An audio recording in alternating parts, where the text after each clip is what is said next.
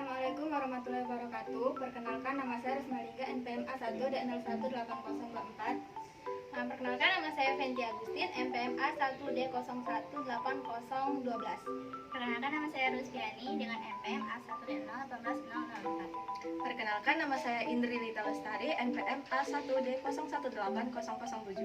Perkenalkan, saya Anggia Vita Maharani dengan NPM A1D018022. Perkenalkan, saya Bingga Lutfia Mirta Salimah, NPM A1D018021. Kami dari Prodi Pendidikan Biologi tahun 2018 Universitas Bengkulu ingin menampilkan video pembelajaran teori evolusi Darwin tentang asal-usul manusia.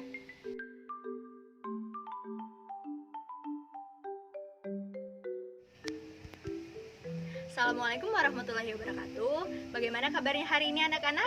Semoga sehat selalu ya. Hari ini kita akan mempelajari mengenai teori evolusi Darwin, yaitu mengenai asal-usul manusia. Mari kita simak video pembelajaran berikut ini. Di pertengahan abad 19, dunia dihebohkan oleh suatu pernyataan mengenai evolusi biologis yang disampaikan oleh Charles Darwin. Beliau ini merupakan seorang naturalis sejati yang berkebangsaan Inggris. Pernyataan tersebut lebih dikenal dengan nama teori evolusi Darwin dengan seleksi alam sebagai mekanismenya. Dalam perkembangannya, banyak pro dan kontra mengenai teori tersebut. Darwin memadukan 3 konsep dasar evolusi, yaitu spesies, adaptasi, dan evolusi itu sendiri. 3 konsep tersebut dilandasi oleh pengalaman-pengalaman selama mengikuti ekspedisi keliling dunia menggunakan kapal HMS Beagle pada tahun 1831 sampai 1830.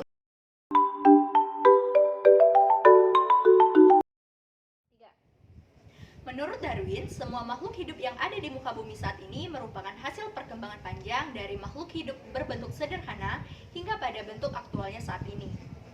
Situasi ini kemudian menimbulkan tatanan sistematis menurut hubungan antara satu spesies dengan spesies lainnya yang disebut dengan taksonomi. Dalam proses perkembangannya, seleksi alam merupakan faktor penting dalam evolusi. Spesies yang dapat bertahan terhadap lingkungannya akan survive, sedangkan yang tidak akan mati dan kemudian punah. Pernyataan Darwin mendukung bahwa manusia modern berevolusi dari sejenis makhluk yang mirip kera. Selama proses evolusi yang diduga telah dimulai dari 5 atau 6 juta tahun yang lalu, dinyatakan bahwa terdapat beberapa bentuk peralihan antara manusia modern dan nenek.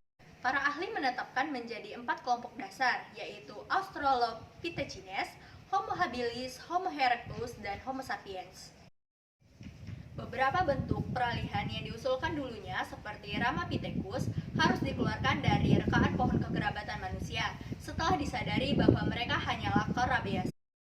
Manusia modern saat ini, yaitu spesies Homo sapiens, dikatakan telah terbentuk pada tahapan evolusi paling akhir dari genus Homo ini.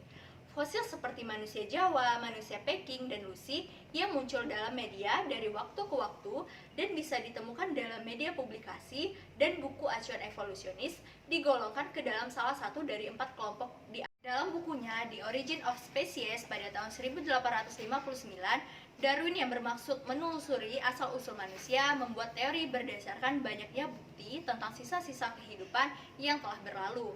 Akan tetapi, ia sama sekali tidak menemukan jawaban yang dicari.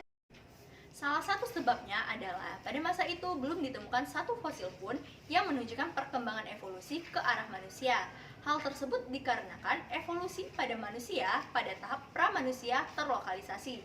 Berdasarkan teori ini, keberadaan manusia sekarang merupakan produk dari evolusi makhluk hidup yang terjadi selama jutaan tahun lalu. Pada mulanya, manusia berwujud seperti makhluk-makhluk purba yang dilukiskan mirip kera. Untuk mendukung pendapat ini, ditemukan fosil manusia purba seperti yang ditemukan di Sangiran dan Ngandong. Pemikiran Darwin disokong oleh buku Thomas Huxley, yaitu Man's Place in Nature. Huxley membandingkan antara manusia dengan simpanse yang akhirnya menyimpulkan bahwa struktur anatomi dan pertumbuhan antara manusia dan simpanse hampir. Buku tersebut diikuti dengan buku Darwin yang kedua, yaitu The Descent of Man pada tahun 1871 yang menunjukkan pertalian manusia ke bagan evolusi umum.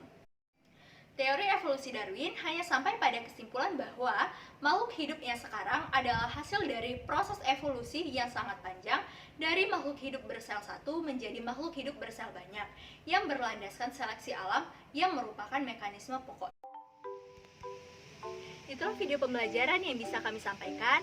Semoga dapat bermanfaat dan menambah ilmu kalian semua. Wassalamualaikum warahmatullahi wabarakatuh.